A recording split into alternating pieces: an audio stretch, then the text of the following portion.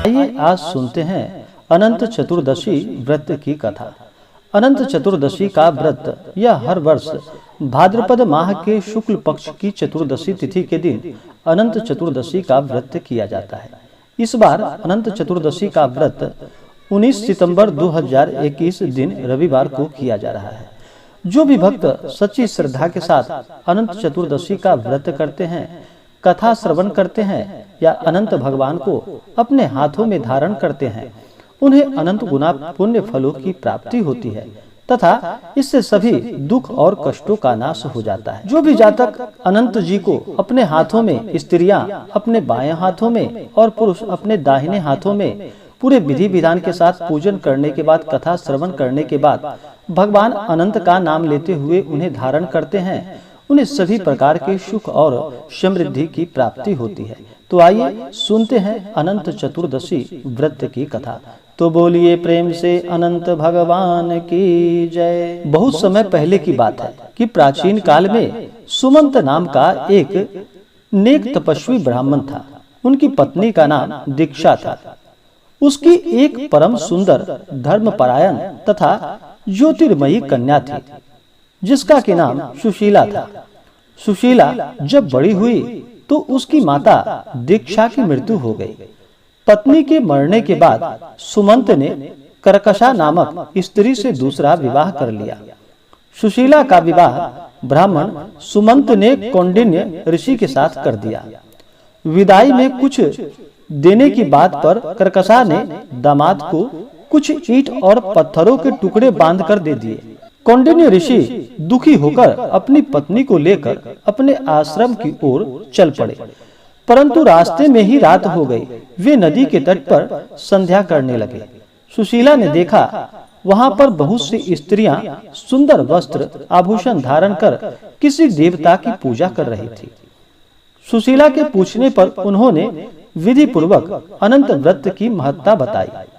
सुशीला ने वही उस व्रत का अनुष्ठान किया और 14 गांठ वाला डोरा अपने हाथों में बांधकर ऋषि कौंडिन्य के पास आ गए।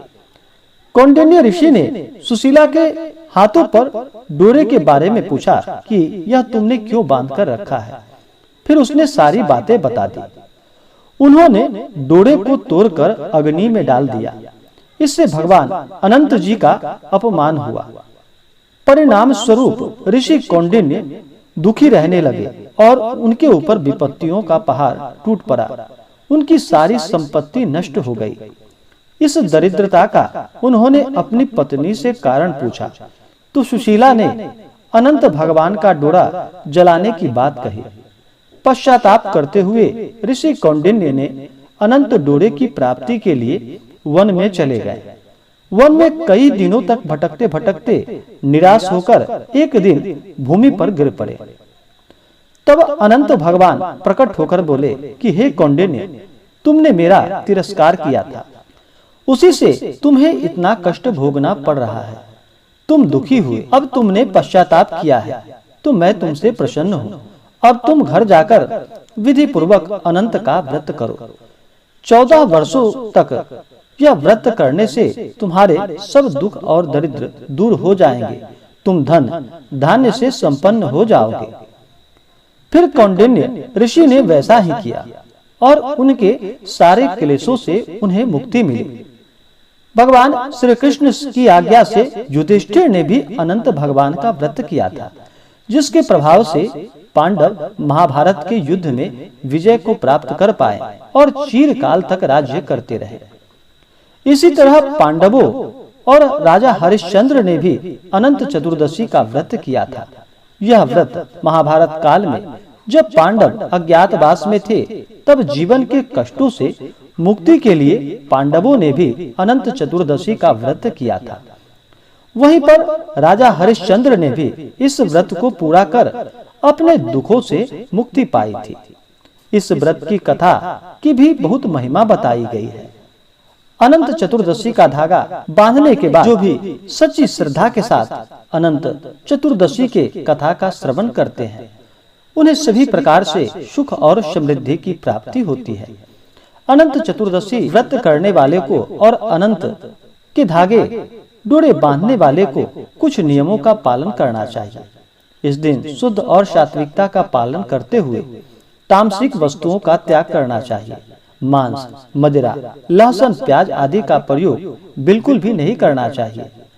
अपने से बड़ों का सदा ही आदर और सम्मान करना चाहिए। अपने मन में किसी के प्रति ईर्ष्या या द्वेष का भाव नहीं लाना चाहिए।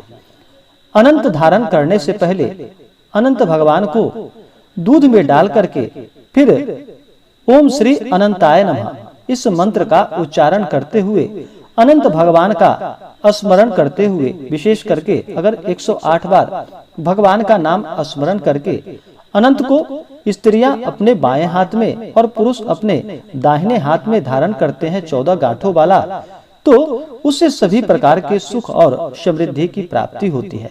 कम से कम अनंत के डोरे को अपने हाथों में 14 दिनों तक बांध करके रखना चाहिए। उसके बाद अगर ना रख पाए तो अच्छे से जलाशय या नदी में इसे विसर्जन कर देना चाहिए। तो आशा करता हूँ कि यह जानकारी आपको अच्छा लगा हो। ऐसे ही ज्ञानवर्धक जानकारियाँ प्राप्त करते रहने के लिए हमारे इस चैनल को लाल बटन दबा करके सब्सक्राइब करें, साथ में बेल आइकन घंटी दबाएं ताकि मेरे वीडियो का नोटिफिकेशन आपको समय से मिलता रहे। वीडियो को लाइक और अपने दोस्तों मित्रों में शेयर करें। जय माता दी। धन्यवाद।